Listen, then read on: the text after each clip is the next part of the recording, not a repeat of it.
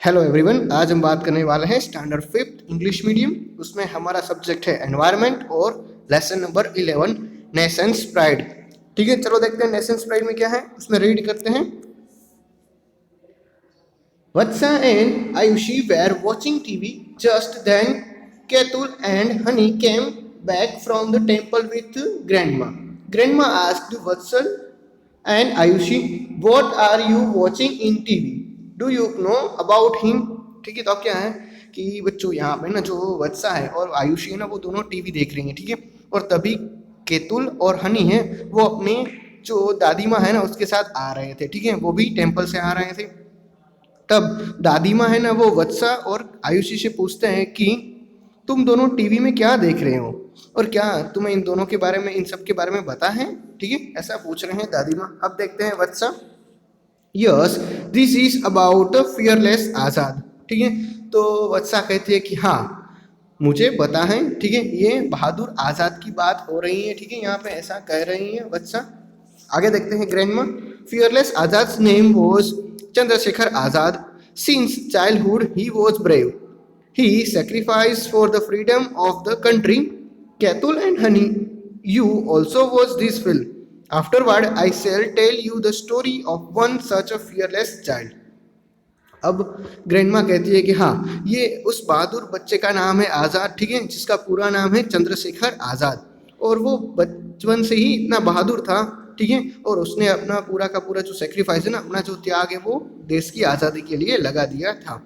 तो दादी माँ कहती कि केतुल और हनी, तुम दोनों को भी ये पिक्चर है वो देखनी चाहिए। अब देखते हैं बच्चों हम आगे story. Grandma, see this picture and listen. ठीक है, तो ग्रैंडमा अब हमें एक स्टोरी सुनाती है और कहती है कि एक पिक्चर को देखो और ध्यान से सुनो। तब बच्चा आपको सिर्फ यहाँ पे पिक्चर ही दिए गए, तो मैं आपको पूरी स्टोरी बताने की कोशिश करता हूँ। ठीक है, तो आप पहले इस पिक्चर को आराम से देखने की कोशिश करो, तो आपको क्या पता चलता है पिक्चर में से। ठीक है,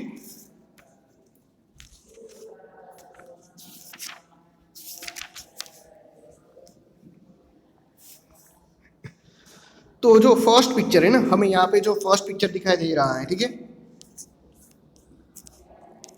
ये जो फर्स्ट पिक्चर हमें उसमें ये दिखाई दे रहा है कि एक बच्चा है। ठीक है, जो अपने बैग के साथ जो रेलवे ट्रैक होता है ना उसके पास खड़ा है, और रेलवे का जो ट्रैक है ना वो थोड़ा सा अलग हो चुका है, ऐसा हमें दिखने को मिल रहा है। साथ साथ वो बच्चा है ना वो ट्रैक को देख रहा है कि रेलवे ट्रैक है वो वहां से निकला हुआ है। फिर हम दूसरे पिक्चर की बात करते, तो दूसरे पिक्चर में हमें ये देखने को मिलता है कि बच्चा है, उसने अपना बैग है वो साइड में रखा हुआ है, और जो सामने से ट्रेन आ रही है ना वो क्या कर रहा है, उसको रोकने की कोशिश कर रहा है। वो अपना शर्ट निकाल के रोकने की कोशिश कर रहा है। ठीक है, अब तीसरा पिक्चर देखते हैं। और दूसरे पिक्चर में हमें ये भी देखने को मिलता है बच्चों कि जो ट्रेन का ड्राइवर है, ठीक है, वो ये देख लेता है कि कोई बच्चा है वो अपना शर्ट हिला रहा है। ठीक है, यानी कि आगे कुछ खतरा है। तो ये खतरे की साइन देख के जो ड्राइवर है ट्रेन का, उसने ट्रेन को स्टॉप कर दिया है। फिर ट्रेन से गार्ड है वो नीचे उतरता है और वो बच्चे से पूछता है कि तुमने ट्रेन को क्यों स्टॉप करवाई थी।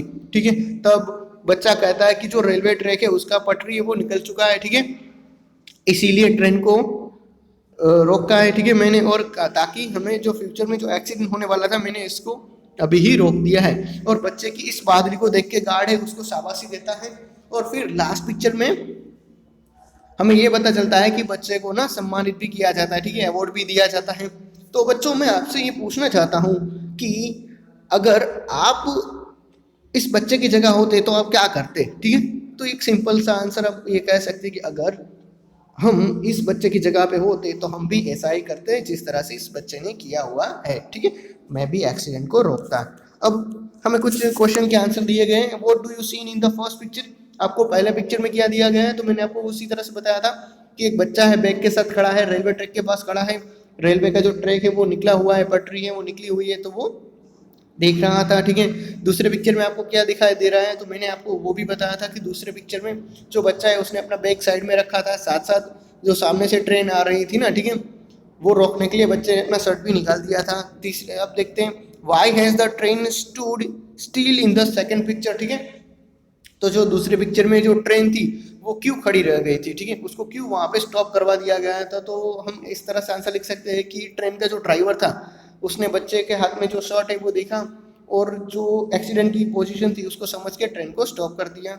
अब आगे देखते हैं, why is the guard congratulation this child, ठीक है।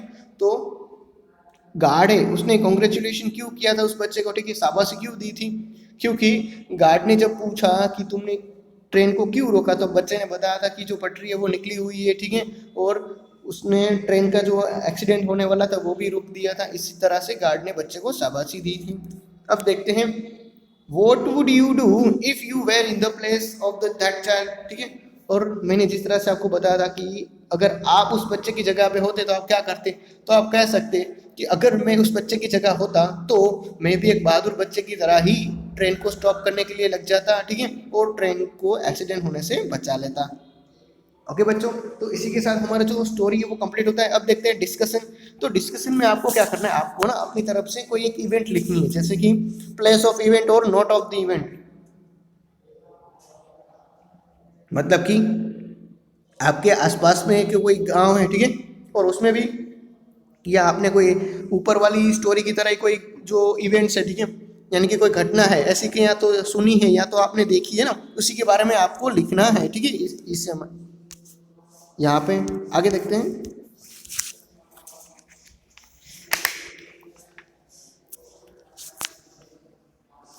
अब दूसरा है, दूसरा भी उसी तरह से आपको दूसरी घटना लिखनी है अगर आपने देखी, और उसी दूसरी घटना में आपको कोई पात्र यानी कि कोई कैरेक्टर है वो याद है, मतलब कि कोई खास पर्सन है, ठीक है, उसका, जैसे कि हमारी पहली स्टोरी में जो गार्ड था, जो ट्रेन का ड्राइवर था और जो बच्चा था, ठीक है, वो हमारे कैरेक्टर थे। तो आपको भी कोई इवेंट्स के कोई कैरेक्टर्स याद है तो उस इवेंट को लिखना है, साथ साथ हमारे जो कैरेक्टर है उसका नाम भी लिखना है। ओके, और उसी तरह से आपको यहाँ पे दो स्टोरीज लिखनी है, इवेंट्स लिखनी है। अब देखते हैं रीड में, learn about the historically event that occur around you. In those events there must be talk about martyrs too. अब क्या होता है कि जब भी हम हिस्ट्री के बारे में पढ़ते हैं तो हमें कई सारी इवेंट्स देखने को मिलती है, तो हमें कुछ ऐसी इवेंट्स के बारे में पढ़ना है जो हमारे साथ कनेक्टेड हो, और हमें वहाँ से जो मार्टियर है, ठीक है, यानी कि जो शहीद है ना, उसी के बारे में हमें डिटेल मिल जाएंगी। A martyr is one who dies for the pride of his village, his city और कंट्री। अब क्या होता है कि मार्टियर यानी कि शहीद हम इसको कह सकते हैं कि जो अपना गांव है, ठीक है, उसका जो शहर है और उसका जो देश है, उसकी जो प्राइड है, उसका जो गर्व है ना, उसके लिए शहीद हो जाए ना, उसी को कहते हैं मार्टियर, ठीक है, शहीद कहते हैं, मर जाते हैं अपने देश के लिए, उसी को कहते हैं शहीद। आगे देखते हैं स्टोरी में, grandma, I shall tell you about the martyr Poonamchand Pandey, ठीक है। तो अब दादी माँ कहते हैं कि मैं तुम्हें पूनमचंद पांडे के बारे में बताती हूँ। It was the time when the britisher were ruling in Magraj village of the Sabarkantha district. अब क्या था कि दादी माँ कहती है कि चलो हम तुम्हें जो पूनमचंद पांडे ना उसके बारे में, उसकी डिटेल के बारे में बताते हैं। हमें पिक्चर भी दिया गया है, ये है बच्चों पूनमचंद पांडे, ठीक है, पूनमचंद जयशंकर पांडे, जिसका बॉर्न हुआ था 1905 में और डेथ हुई थी 1948 में। और दादी माँ कहते हैं कि ये जो मैग्राज विलेज है ना उसी के बारे में है, जो साबरकांठा डिस्ट्रिक्ट में आया हुआ है। Where every year the festival of Holi was celebrated with the great favour. अब क्या होता है कि वहाँ पे ना ब्रिटिश लोगों का रूल था और हर साल ना होली बहुत ही धूमधाम से मनाई जाती थी। Here the britisher had a bad law, और उसी टाइम ब्रिटिशर लोगों ने एक बहुत ही घटिया कानून, बहुत ही बुरा नियम है वो बनाया हुआ था। The British officers would make a statue named Laji, which would be of a man not wearing any cloth। और ब्रिटिश लोगों ने यहाँ पे एक स्टेच्यू बनाया हुआ था जिसका नाम था लाजी, ठीक है, और उस आदमी ने, उस स्टेच्यू ने कुछ भी कपड़े पहने नहीं थे। The statue would be put up in the village centre, और जो स्टेच्यू था ना वो विलेज के एकदम सेंटर में रखा गया था। It was made compulsory for the villager to move around the statue on the Holi of the day of Holi. और क्या था कि ये नियम बनाया गया था कि जो भी लोग होली सेलिब्रेट करना चाहते हैं ना उसको क्या करना पड़ेगा, इस पुतले के आसपास घूमना पड़ेगा, एक चक्कर लगाना पड़ेगा। Once the youth of the village got together, they were brought together by a young man called Poonamchand Pandey. और फिर क्या हुआ, फिर तो जितने जितने गांव के विलेज जो यंग लोग थे, यूथ लोग थे ना, वो पूनम चंद के नीचे भेगे हुए साथ में इकट्ठा हुए। ठीक है, सब लोग एक साथ मिलजुल के आ गए। The British official goat the statue made and went away at night. Poonam Chand and his friend broke the statue. Next day, when everybody came there to follow the rule by the British, there was no statue. When the official inquiry, Punamchand Pandey accepted his offence. The court ran the case. Punamchand was sentenced. The law of British slavery was removed. Punamchand took part in the fight of non-cooperation against the foreign government. In order to free the country, Punamchand went to the jail several times. तो बच्चों यहाँ पे क्या होता है कि पूनम चंद है उसने कई सारे अपने साथियों को इकट्ठा किया, और फिर क्या हुआ कि जैसे ही ब्रिटिश लोग है उसने अपना स्टेच्यू है वो गांव के बीच में रख के चले गए ना, फिर उसी रात को पूनम चंद और उसके जितने भी साथी थे ना उसने स्टेच्यू को तोड़ दिया और कहीं पे फेंक दिया। जब दूसरे दिन ना सब गाँव वाले जो स्टेच्यू थे उसका चक्कर घुमाने के लिए, ठीक है, उसके आसपास एक प्रदक्षिणा करने के लिए आए ना, तब वहां पे कोई भी स्टेच्यू नहीं मिला।